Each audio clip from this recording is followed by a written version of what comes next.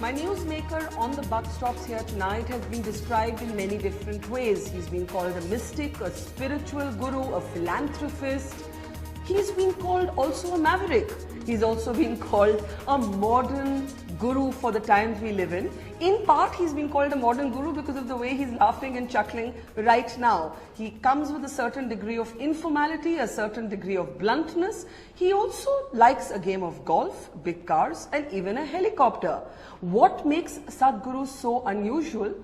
We're here to talk to him about what we're calling a matter of faith. This is a time when faith and spirituality and men who are described as God-men often find themselves in the headlines, and not always for the right reasons, or sometimes for the right reasons as well.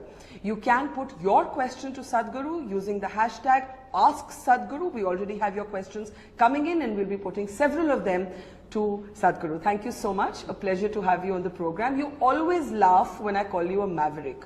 Do you not see yourself as a maverick? Right now, because people have their idea of a guru is a yogi who fell out of a calendar, you know. So maybe I look like a maverick, but you look to the history of this country, the gurus of the past did everything. They fought battles, many of them, when it was necessary. So this idea that a guru means should have a constipated look on his face and he's always blessing you and nothing else, no. A guru means somebody who can throw light on your life.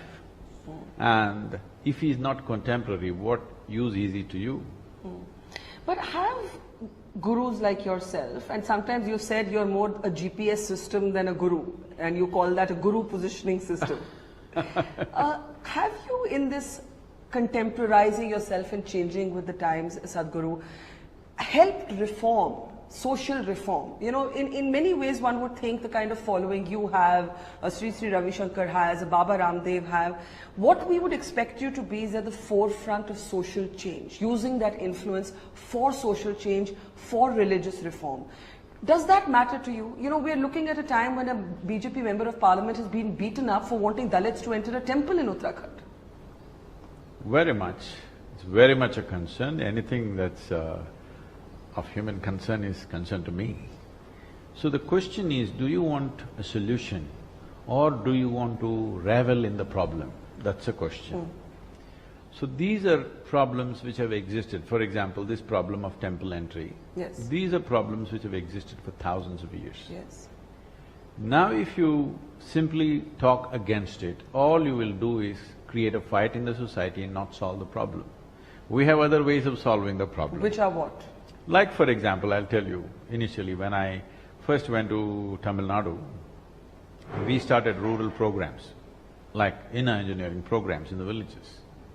So it was in somebody's home, some 150 people came in a local village. Next day I go, only some 65, 70 people are there. I asked what happened. They said, the problem was yesterday, the previous day after the program was over, we served a meal to everybody together. So they said, we can't eat with them, you made us eat with them, so there's no way they can come here. Because they were Dalits? Yes. So I said, if that's the thing, I'm not going to teach. I cannot teach in such an atmosphere, and I walked out of that house. He's in a large home. So there was a lot of resistance. Sadhguru walked out of our house, he was our guest and he just left like that and all this. Then I came back to the center and thought about this. This is a 1,000-year-old problem. Both are victims in their mind, if you look at it, because it's stuck in their mind, they think this is how it is. How is the side that keeps Dalits out the victim? Victim means… They're bigoted, discriminatory, prejudicial Obviously, people. there's no question about that. I'm saying your bigotry also is not your individual decision, it's like ingrained in you. You think this is the reality, all right? You think this is the way to do life. So I came back and thought about it. Then I told them, okay, we will start the program, let everybody come, no eating together. So I stopped the program and started playing together. Okay, we started a game. Nowhere in any place is it written in the tradition that you should not play together, okay? They started playing together. Now we made this into a big movement called Gramotsavams. So today, every September we have this event where over 7,000, last time some 7,300 teams participated. Nobody thinks who is Dalit, who is this, everybody participates. And whoever plays the game well becomes a hero in the town. Nobody thinks what caste he is. When I look back and saw, sport is a thing that can level out these things very easily. For example, this happened in America big time. People were prejudiced against the blacks in so many ways. But they had Magic Johnson's poster in their bedroom, they couldn't help it. So we did something similar in the South, where whoever plays well, naturally he becomes the hero, everybody aspires to be like him. But Sadhguru, the greatness of Magic Johnson did not take away and does not take away from the fact that you still have white policemen shooting unarmed black men in America even today. Similarly, when you say there's no point just opposing for the sake of it, it will create a fight, isn't there something like standing up for a principle? Or, because for example, one of the things you've said is that politicians have to lead the movement for this, and you actually feel that elections are expending their energy in different directions. Yes, very much. See, what I'm saying is, there are different… if you have to look at it strategically. Yes. If you are interested in a solution, you have to look at the problem strategically. There are numbers, there are different regions in the country. What kind of numbers on both sides? Suppose, let us say, there is a society with 50-50 kind of population. Now if you start a fight, you will start bloodshed, you understand?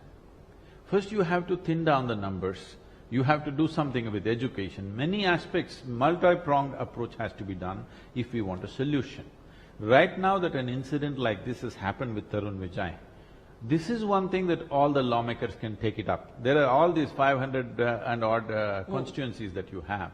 Every lawmaker goes back to his constituency. Anyway, I believe that Prime Minister is telling them to go back to their constituency for his party people. All parties, irrespective of parties, if everybody goes back to their constituency and at least breaks this mold, at least in one temple in their constituency, it will be a clear statement that this is the law. Whatever is the law of the nation has not sunk into people's minds. They have their own laws. And you are making the point that there should in fact be fewer elections in this country because maybe that would keep politicians more focused on issues that matter. I said more concentrated. See, not so spread out. Yes. See, right now, because some state government collapsed here and there or whatever, in between, you just see almost… you're in the news business, you're seeing almost all the time you're talking about election. In a democratic country, when you talk about election, you don't always talk sense, okay? You talk popularism. So once in 5 years, we can afford an election. Not every year, somewhere election going on, every state election has become like a national election. See, right now there's an election somewhere in other states, but it feels like there is election going on everywhere because you won't leave me. If an election is happening in Assam, you will beam it into my house. So I think election is happening right here. All the time these kind of populistic statements are being made. What needs to be actually done cannot be done. I think some law has to be there. There must be a period for election. In that time you allow some margins what people say and do, but otherwise there must be some real-time work time, So you're saying that in some ways if elections happen once in 5 years, perhaps there's a hope that political movements that are needed, for example, to end Dalit discrimination, there's a greater chance of that happening. There is greater chance of that. So reduce the number or the spread out. The spread should go. It should completely go if you ask me. If you want to, all assembly elections one time, parliamentary elections another time, it must be done. People will protest because there are many political issues, I know, but political issues are always there. People's issues, the nation's issues, the nation moving forward issue is the biggest issue. That's the reason why we've elected people. I'm going to start taking questions that our viewers are sending in for you, Sadhguru, but I must ask you as a woman, why are you clearly not on the side of women when it comes to temple entry? I'm 100% on your side. That is good to know. You may be on my side, but on the side of all women. All women, 100%. But yet, when it came to the Shani temple and women wanting to enter, you said the practices are occult. No. They're too occult for women. This is about discretion, not discrimination. What did you mean? And why did you say that? No, I'm telling you. See, Shani is a planet. It's not a god, all right? In planets, there are certain influences. They identified this influence is not ideal. So right now, even according to modern this thing, men are supposed to go to Mars and women should go to Venus, right? You don't exchange that because certain things don't work. This is not discrimination. There is discrimination in many other temples. That must go, all right?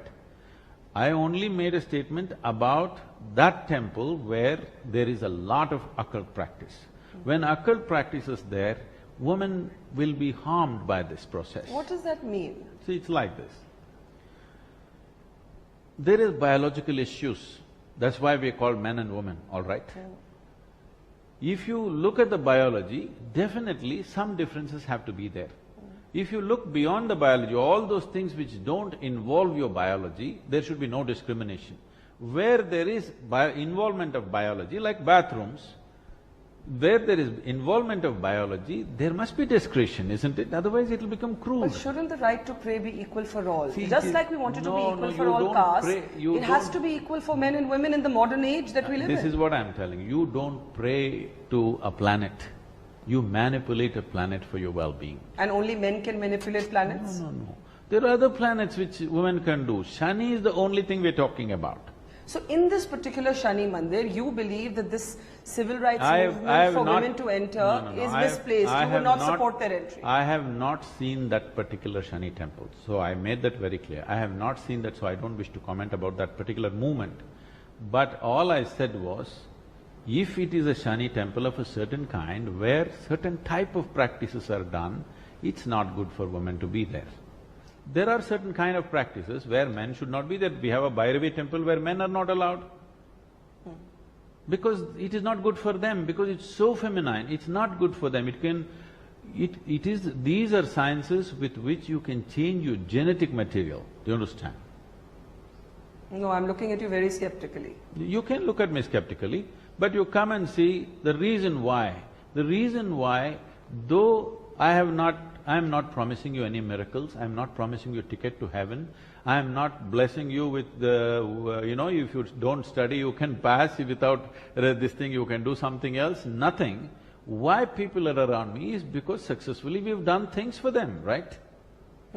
But when you talk about biological differences between men and women, the feeling that women like myself, as have, let me just ask you the question, is that we are being treated as if we are impure because we are menstruating women. Sabrimala, for example, menstruating women are not allowed. Menstruation is treated as something impure when it is…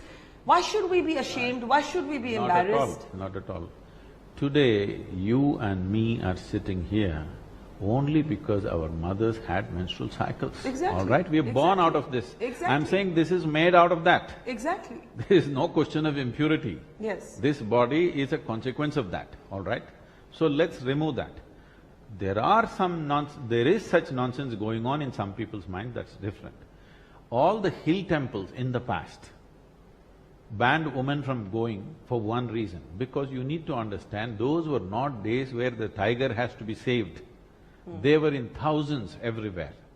So, women were not allowed to go into hill temples because they would get killed, because carnivorous animals smell out a woman much more easily than a man. So, wherever there are wild animals, they said, that thing is gone. Because one thing is, tiger needs protection, it is not prowling all over the place. Another thing is, the women are not in the same condition as they were 1,000 years ago. They have all the necessary means to protect themselves right now. Those days, the situation was such that they told them, women should not come up this temple. It was not a taboo. It was just that, don't come up this mountain, it's dangerous for you. But what about a Haji Ali Dargah or a Sabrimala temple? What is the position somebody like you… Sabrimala temple is a hill temple for which they put that law at that time. Now it can definitely be relaxed. It should be? It should be. It should be. All hill temples, this should go, because today women are equipped with boots and stuff and whatever sanitary stuff, everything needed is there. So that law is no more relevant. That was just a precaution to protect her, but that protection is not needed anymore. She is as equipped as a man to go wherever she wants to go. So you're only saying in the Shani temples you don't support… Wherever there is strong occult practices, one should not go, it's not good. It's not good to go, I'm sorry. Well, we will have another debate about this, because I would feel in this day and age it should not matter. These things should not matter. See, whatever the day and age, the fundamentals of our existence has not changed. Don't think it's a privilege to be in the Shani temple. It is dark work, all right? You must be glad you're relieved from that. Most men will not go to Shani temple. Most men will not go. So I don't know how it became so popular. Like I said, we will have a fuller debate on this because I'm beginning to take questions now, and we are getting a question from Karthik. Karthik's question for Sadhguru is, as Hinduism is not a religion of the book, unlike the Abrahamic faiths, then how does Sadhguru define who is a Hindu and what makes a person a Hindu? And Sadhguru, you know that this has also become a very political discussion in the past, where the RSS chief suggested that everybody was Hindu, civilized, you know, when you look at the civilization, every Indian is Hindu. And a lot of the minority said, why? Why should we get up and call ourselves Hindu? What I'm going to say is going to go way ahead of whatever RSS might have said. I don't know what he said. In what way? I'm saying an earthworm born in this land is a Hindu earthworm. Now this is shocking from me. Yes, what does it mean? Let me tell you. Yes. Because the word Hindu comes from this, a land that lies between the Himalayas and the Hindu Sagara, which is today called as the Indian Ocean. So you're saying it's geographical? It is geographical. If you can call an elephant born in Africa as an African elephant, an earthworm born in this land is Hindu. First we must come to this because there is no particular belief that a Hindu can say, this is my belief. You can believe whatever you want and still be a Hindu because it's geographical. It's like being Indian. That's why we say Hindustan. When we said Hindustan, we did not mean a particular religion, we just meant the land. We became reverential about these two geographical features because we understood it was these two features which protected us and nurtured our civilization. But doesn't it have a different connotation today? Today, it may yes. have been geographical. See, how it is politically used is not my thing. All I am saying is, when we utter the word Hindu, we mean what happened in this geographical sphere. This was important because economically, culturally, civilizational-wise, even in terms of science, mathematics, astronomy, we were way ahead of rest of the world at a certain time. At that time, protecting ourselves was the biggest thing. So protecting us was these two features. So who is a Hindu beyond the geography? Because as this gentleman asks, that there is no book, we're not a codified, Hinduism is not a codified religion. That is where, this is where the understanding is lacking. Now we were talking about Dalits and other castes. Yes. We must understand it's not only about Dalits. There are many caste temples where they won't allow other caste, even if they're upper caste, okay? This is because they've always been identified with those segments. Those are the religious groups. Today you're labeling all of them as castes. No, they're all individual religions with specific gods. Hindu is just a geographical identity. The fundamental… There is no religion called Hinduism. There isn't. Tell me, where is it? Where is it? So is it… Where is the papacy? Where is the book? Where is a codified belief system? No. Now we are trying to do this because this effort to make Hindu into a religious group started when invasions began to happen, and they refer to us as Hindu, and they try to impose themselves. So these people started resisting, but even today they are not successful. Because it'll not work, because no two people believe the same thing. So there is no single faith? There isn't. There is no single We are faith not that will be called… people of faith. This must be understood. This is not a land of believers. This is a land of seekers. Here, it is about seeking your mukti. It is not about going to heaven. It is not about going and sitting in your God's lap. This is about mukti, liberation. So how does it, something that is so, in a sense even abstract and philosophical, get so politicized when you have, for example, conversions today, Sadhguru? They are a huge political controversy. Then you have the Ghar Wapsi campaigns which says, bring Dalits back into the Hindu fold. But nobody knows what caste are they coming back to. Are they coming back to their own caste? Are they coming back to a higher caste? If there is no one Hindu faith, then what is the conversions controversy and what is the Ghar Wapsi? See, you need to understand this. Religion has always been used as another mode of conquest, everywhere in the world. Yes. All right? The only place, in spite of 1,000 years of invasion, which they could not conquer was this piece of land which we call as the Indian subcontinent, or India for that matter, right now. So right now there is a huge effort to conquer that. So there is resistance towards that. This all gets hyped as two different religions fighting. No, we don't want to be conquered by anybody because we've remained like this for 1,000 years. We managed this. When sword was put, when gun was put, we did not convert. Now money is doing it, so people are resisting it. But do you not think that the right to convert is part of religious freedom? It is. But how you do it is the question. So how do you know it's only for money? You could do it for belief. Definitely. Or you could do it if Dalits, that your own religion or what you were born into is cruel to you. It is very cruel. I'm telling you, the way we have been treating the people that we are referring to as Dalits, I don't want to use that word on any human being, Yes, okay? yes. Because the way we are treating a certain segment of our own population, if I was treated like that, I would also convert to something. Exactly. Yes. Exactly. But we have to change that. Conversion is not going to solve that problem because even there is segregation again. See, why I'm telling you is, this is so organic and deep-rooted. The only way to solve this is, these people, the village people, most of the people that we call as Dalits today are landless people, over 95% of them. We must educate them and move them out of rural atmosphere. This is very important. Would you support big the right numbers. to convert? Would you support mass conversions? Why should there be a mass conversion? Because of the cruelty No. of one's If- faith or the if- freedom to propagate No, religion? I would say if individuals want to convert, it is 100% individual business. But mass conversion means some kind of coercion, some kind of something is Or a involved. political statement, like the Ambedkarites, for example, who See- converted to Buddhism. See, Ambedkar converted to Buddha's way of life. Let's not call it Buddhism because it's again not a belief system, it's a seeking. So all you right? have problems with mass conversions, not with individual conversions. My problem is only this. You are trying to put people against each other, which will be play out in a different way after some time. It And will- you're saying conversions do not solve discrimination. It doesn't solve discrimination and you will lead to a civil war over a period of time, believe me. If you keep putting people against each other like this for a while, let's say somebody is being ill-treated in this thing. So you convert them en masse. So they will become proactive. It will lead to a fight that you can't solve. Once within the country these fights start, it is not easy, believe me. We must know how to handle a population which is so diverse. We must bring a certain sense of comfort to everybody and everybody must settle down. Individual people want to do whatever they want, it's up to them. But Sadhguru, the problem is that we have issues, as you've also pointed out, perhaps because our politicians are always in campaign mode. that- Election mode is a wrong way to be for a nation. It's a wrong way to be because no sense will come of those situations. I agree with you, but look at the next question that's coming in for you.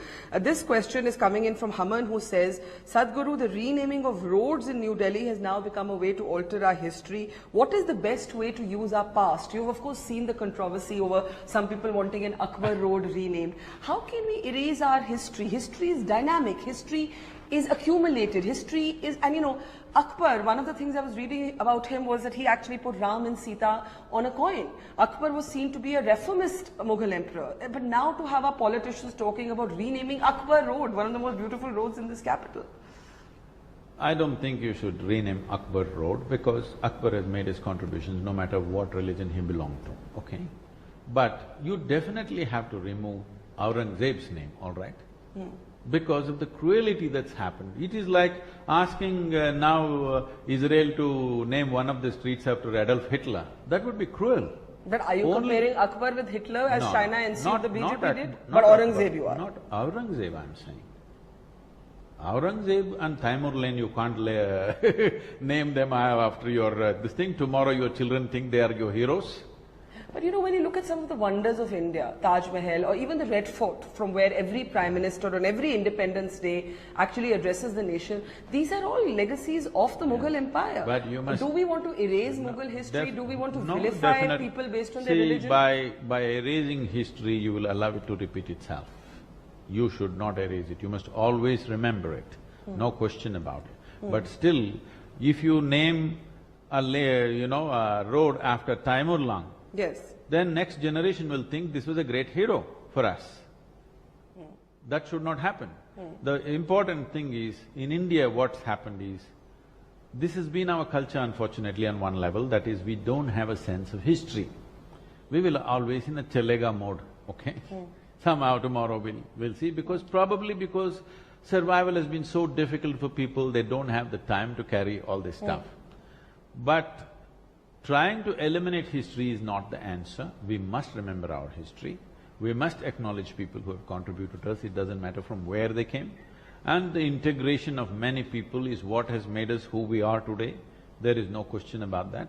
At the same time, there are certain aberrations which must be corrected.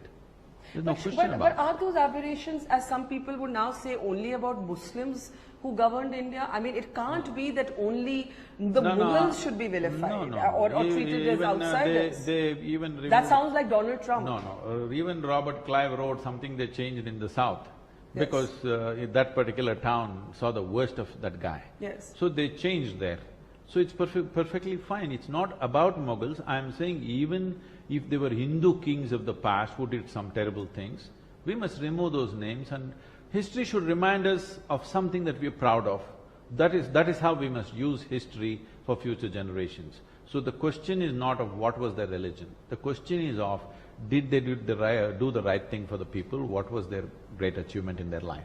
Okay. The next question is coming in from Dionysius. He says, different Babas have been giving lectures on peace, yet you still have organizations in India which are choosing weapons to show their love towards the country. I think he's referring to a video that has emerged of a Bajrang Dal self-defense camp where young men are holding air guns, and Muslims are saying, like Asaduddin Owaisi said today, that if Muslims had been showing holding air guns in the air and a similar video had been released, what would we have said?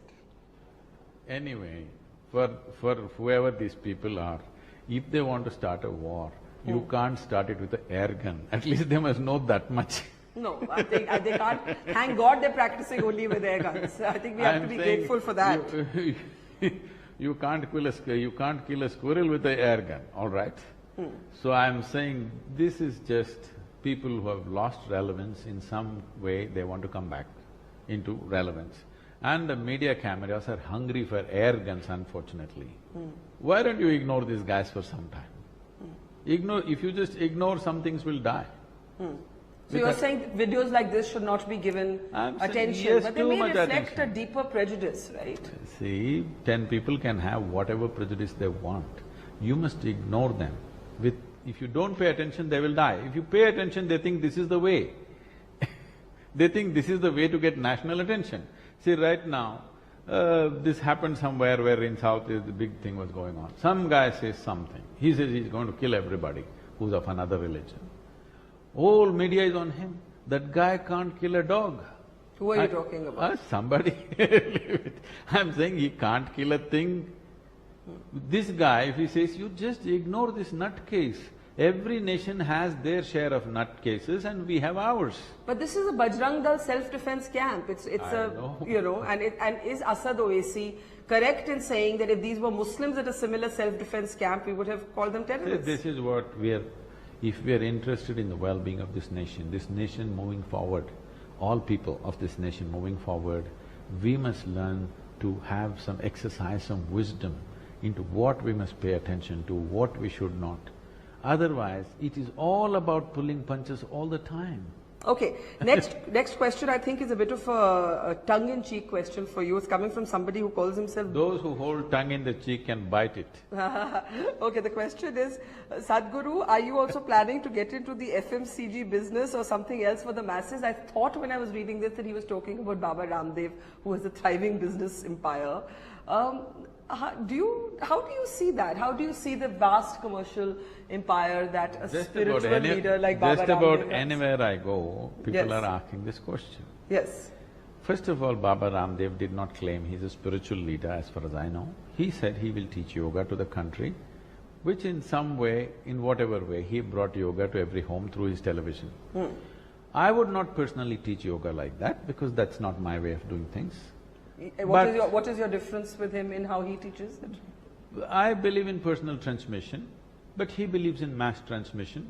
But one way or the other, he's at least brought the word yoga and some simple practices to millions of families. Now, as an enterprise, it has grown to nearly $1 billion and everybody's talking about it. I'm saying, what is the problem if an enterprise grows? Oh, he's a Baba. I don't know what Baba means, first of all. As far as I can see, he's a citizen of this country, paying taxes, following rules, everything. If he's not following rules, there is a law, please deal with him. If he's following rules, applaud him because we need successful enterprise. Today, in a nation like this, it is not the success of our politics or our military which will make this nation. It is the success of our businesses which will make this nation. We better understand this. If a business succeeds, we must all clap our hands, whoever, it doesn't matter who's behind it. So you do not see Baba Ramdev as a spiritual guru, you see him as a, No. as a yoga I think that is what he said, that he is a yogi and he wants to teach yoga to people. And you're saying if he has a thriving business, so be it. I don't see what's the problem. One thing is, as an enterprise, Yes. in a matter of 16, 17 years, the way they have grown, I think is commendable, if you ask me. And at the same time, he's a sannyasi, he doesn't have a rupee in his name. I think it's a tremendous example for Indian business. But you know, Baba Ramdev made a comment that if the law didn't stop it, then those who refused to say Bharat Mata ki Jai, he said, hum to gala bhi kaat dete. I said, you said it's a terrible no, comment? No, you and me may agree or disagree with his yoga or with his politics, but his enterprise we must applaud because it's good for the nation. So let's leave aside his enterprise and talk about this comment. About how if the law did not stop him, तो हम गला भी काटते थे अगर भारत माता की जय बोलने से कोई इनकार करे. I'm saying whether he said or anybody said, nobody has any business to cut anybody's throat.